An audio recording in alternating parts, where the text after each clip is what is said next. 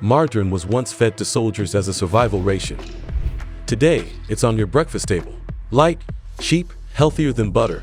At least, that's what we were told. But what if I told you its origins are rooted in wartime urgency?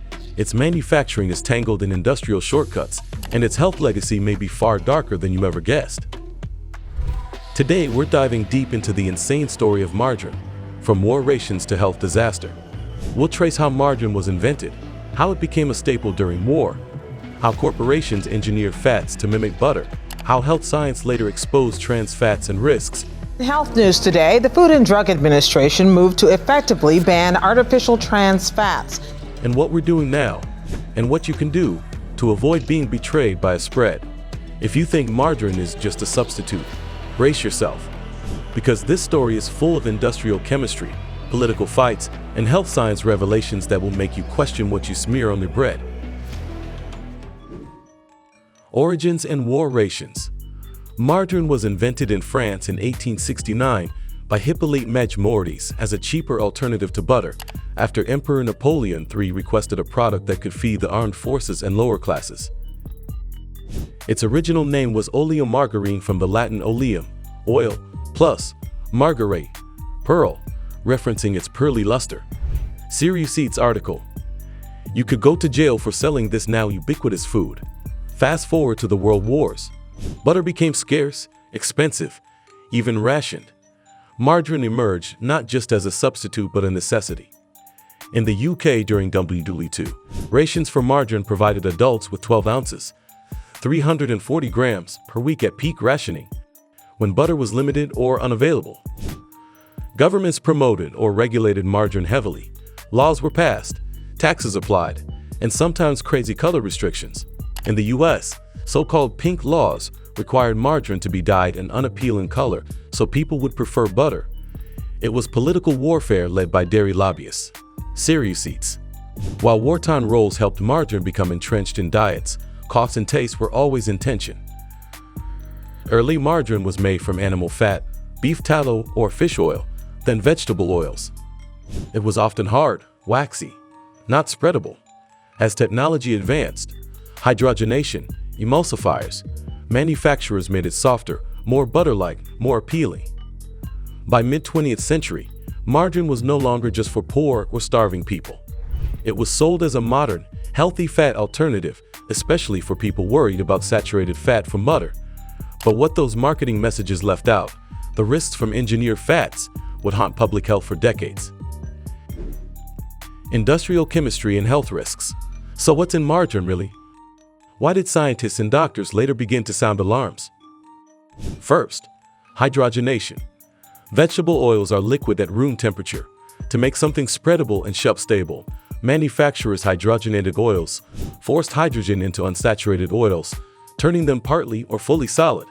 These partially hydrogenated vegetable oils, PHVOs, produce industrial trans fats. According to the World Health Organization, WHO, more than 278,000 deaths each year globally are attributed to industrially produced trans fat. World Health Organization WHO also warns trans fat clogs arteries, increasing risk of heart attacks and deaths. What do trans fats do inside the body? They raise LDL, bad cholesterol, and lower HDL, good cholesterol, increasing the risk of coronary heart disease, stroke, even diabetes. For example, in one study, people who consumed the most trans fats had about 50% higher risk of heart attack compared to those who consumed the least. Another major issue, oxidative stress and inflammation. Trans fats trigger inflammatory markers, impair blood vessel lining, endothelium, leading to higher risk of atherosclerosis.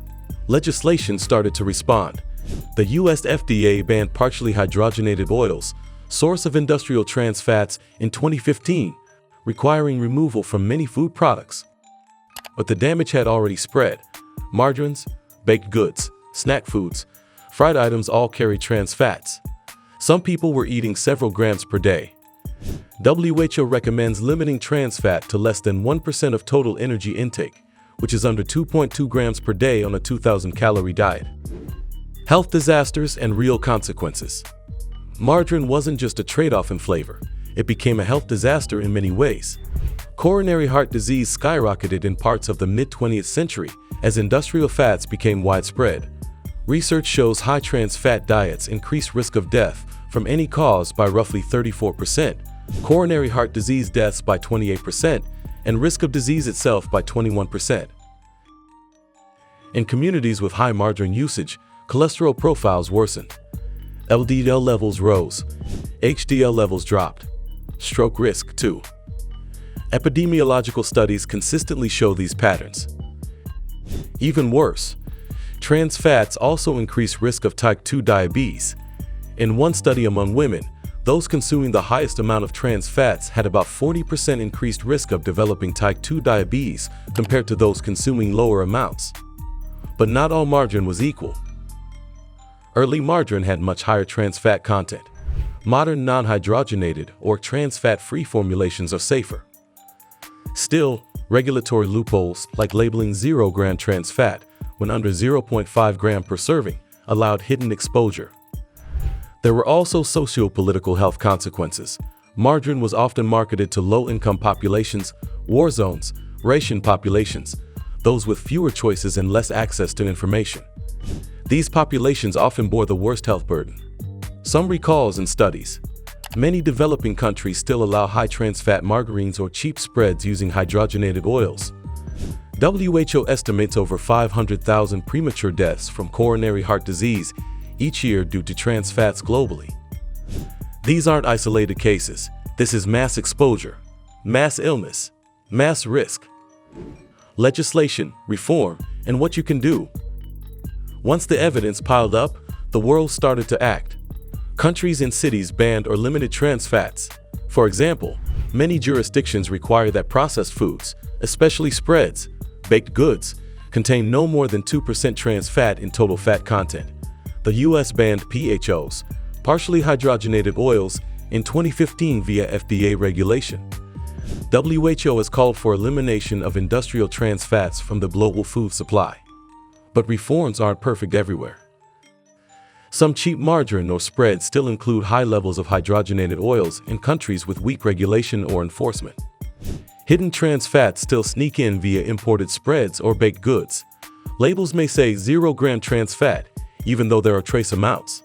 So what can you do? Always read the ingredient list. If you see partially hydrogenated oil, skip it. Check labels carefully. 0 trans fat doesn't always mean 0. Many foods are under the threshold per serving. Use healthier spreads. Look for ones made with non-hydrogenated vegetable oils, olive, sunflower, canola, or those blended with natural fats, such as nut butters or avocado.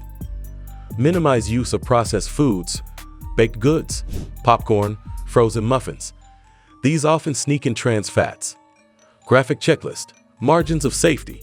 Look for certifications like trans fat-free or labels that show no hydrogenated oils.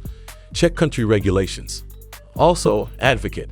Support policies that ban industrial trans fats, demand stronger labeling, push for regulation.